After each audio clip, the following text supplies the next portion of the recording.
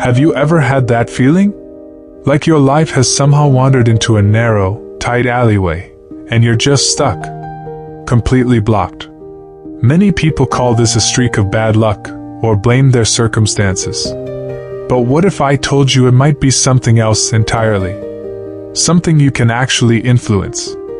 Think about your own energy. Some days you feel bright, focused, everything seems to flow. Doors open. Other days you feel heavy, sluggish, and even small obstacles become huge. That's not just your imagination.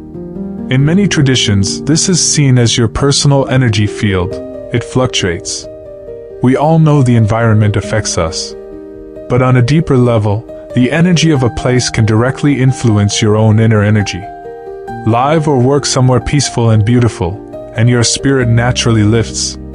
Surround yourself with chaos and negativity, and your own energy sinks. So, when you're feeling stuck and low, the absolute worst thing you can do is to stay put, wrapped in that very environment, and just complain. That only drains you further. You have to make a move. You must proactively step into spaces with a higher, clearer, more positive energy to recalibrate your own. This is about actively shaping your path, not passively waiting for it to change. So where do you go? I'm going to share 3 specific places with you. This has nothing to do with begging for some external force for a miracle. That's looking for power outside yourself, which has limited effect. True, lasting change comes from looking inward while wisely drawing strength from the world around you. That's the most effective path. First, go to a place that makes you sweat. Ideally, go to a mountain. Why a mountain? Look at it. It rises powerfully from the earth, reaching steadily for the sky. It embodies a profound, upward-moving energy. There's an ancient principle. Humanity is grounded by the earth is guided by the heavens follow the natural way, and the natural way simply is. Let's make it simple. To be grounded is to be strong and stable. When you feel stuck, it's often because your internal energy has become stagnant. It's like a pond with no inlet or outlet. The water grows still, then murky. Your vitality, your drive, your spirit, it gets trapped. To clear it, you must create movement. Go hike that mountain. Don't take the easy way up. Walk. Use your own 2 legs. It will be hard at first. You'll be out of breath. Your muscles will burn. But you keep going. As you climb, you'll start to sweat. This isn't just physical sweat, it's a release. You're pushing out the pent-up frustration, the mental fatigue, the inertia. Your body wakes up. Your blood flows. And you breathe. You inhale the crisp, clean, alive air of the forest, the very essence of the trees and the earth. You exhale the tightness in your chest, the weight on your shoulders, the feeling of being stuck. Then, you reach the summit. You look down. Your everyday world, with all its worries, looks different from up here. Smaller.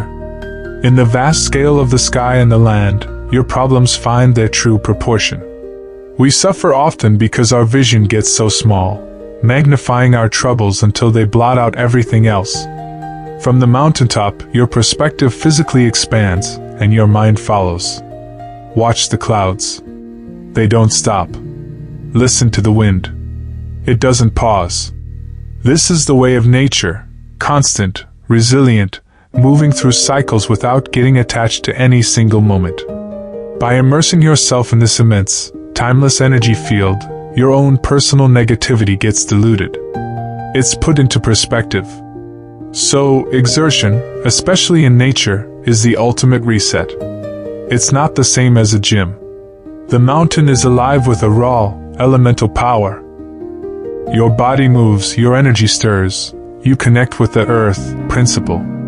Your mind expands, seeing the big picture, you connect with the heaven principle. You feel the natural rhythm of effort and reward, of struggle and vista, you touch the timeless way. One sincere hike can teach you all of this. When you walk back down, you feel different. Lighter. Clearer. Your problems haven't magically vanished, but your energy, your capacity to deal with them, has transformed. That's the first place. You've moved. You've sweated. You've opened up the physical channels. Now you need to calm and focus your spirit. A restless, noisy mind is at the root of most of our unease. Why do we feel stuck? Because our thoughts are a chaotic storm, anxious, scattered, pulling us in a dozen directions. It's like constantly shaking a glass of muddy water. It will never become clear. Where do you find that stillness?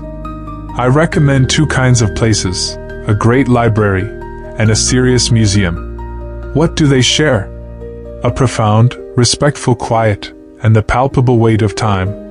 Walk into a major library. You're surrounded by thousands of books. Pick one at random. In your hands you might hold the condensed wisdom, the struggles, and the insights of a person who lived hundreds of years ago. The problem that's consuming you right now?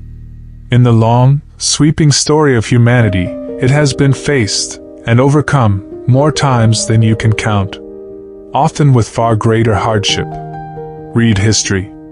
See kings and emperors at the height of power who lost everything in a turn of fate. Read about thinkers and poets like Sudongpa, who faced exile and poverty, yet found a way to write with breathtaking peace and acceptance. Opening these books is a conversation across centuries. These voices tell you, through the evidence of their lives, no season, however difficult, lasts forever.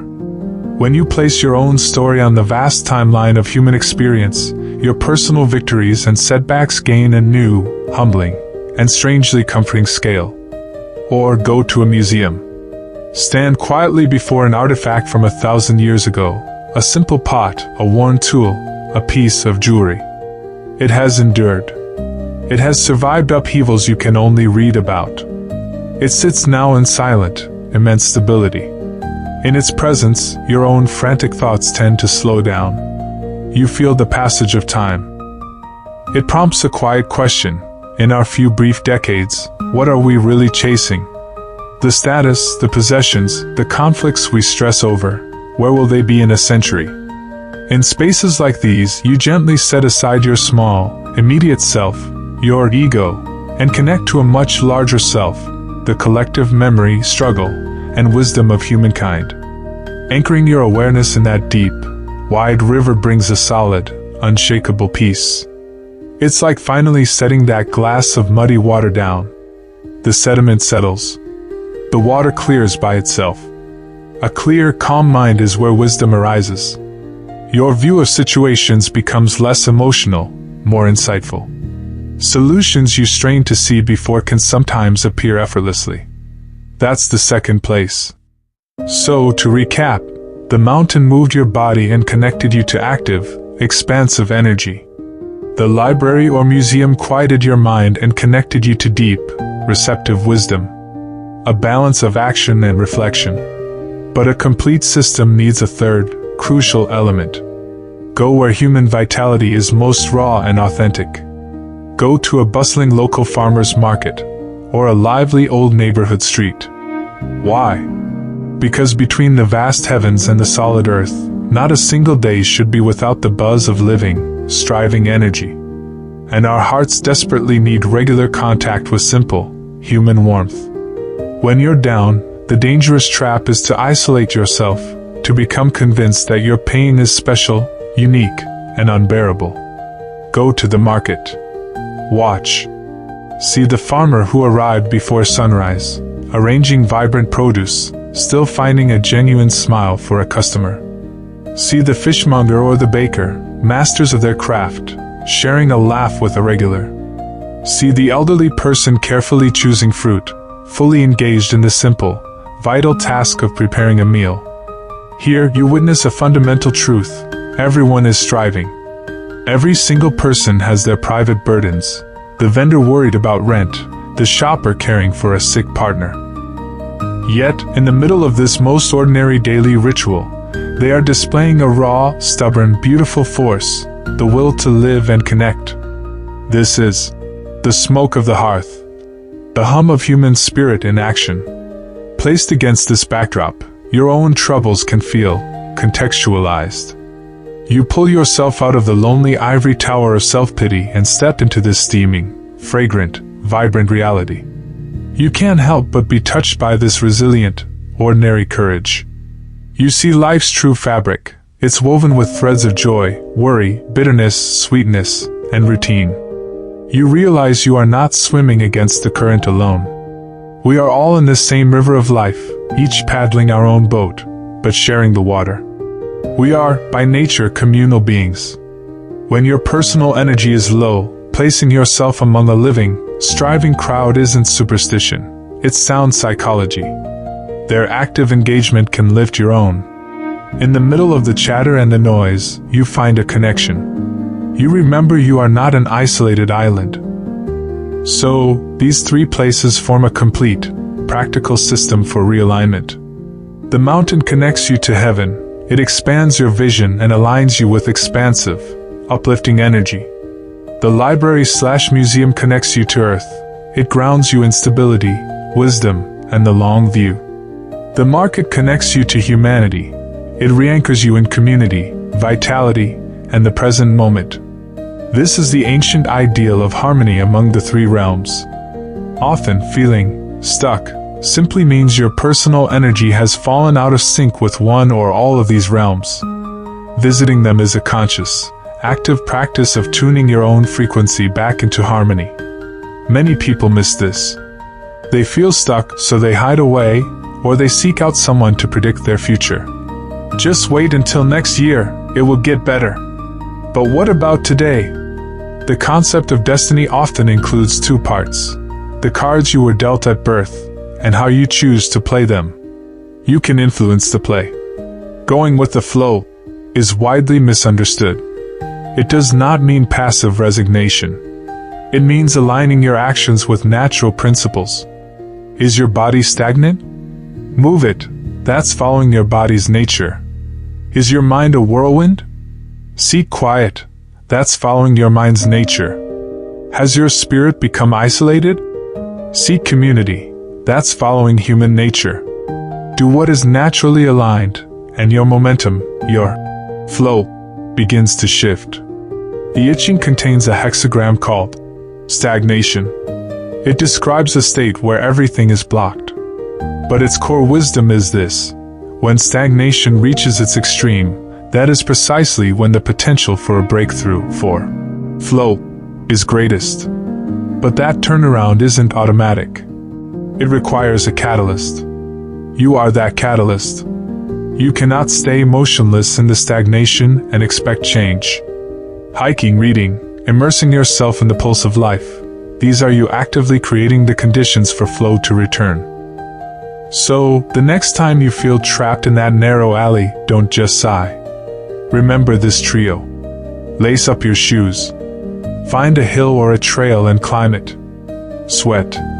Then, give yourself a few quiet hours in a library or museum. Let the silence settle you. Finally, go where the people are. Visit a busy market. Don't just rush through. Be there. Buy a piece of fruit. Listen to the conversations happening around you. I cannot promise you that all your external problems will instantly dissolve. But I can promise you this: your internal state, your energy, your mood, your outlook will be refreshed.